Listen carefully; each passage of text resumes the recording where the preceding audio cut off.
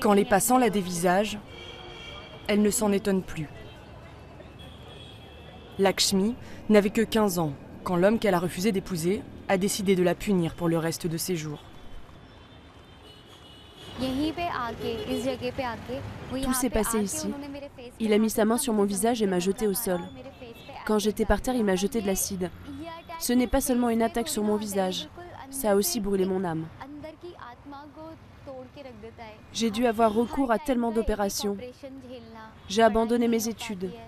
Tous mes rêves ont été brisés. Devant l'inaction du gouvernement et peu après son attaque, Lakshmi a déposé une pétition à la Cour suprême indienne pour stopper la vente d'acide.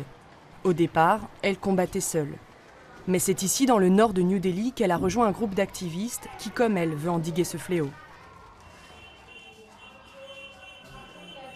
Alok est un ancien journaliste devenu militant.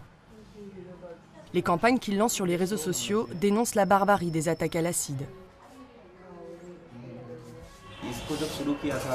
Quand on a commencé les campagnes, et même encore aujourd'hui, le but a toujours été de sensibiliser l'opinion publique, de faire en sorte que les consciences s'éveillent.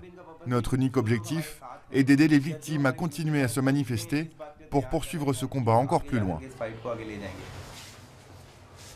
L'association Stop Acid Attack a mis en place dans cet appartement des chambres où les femmes peuvent venir se réfugier. Lakshmi est devenue l'icône d'une lutte qui fait toujours de nombreuses victimes. La chirurgie est terminée. Maintenant, je prends mon traitement.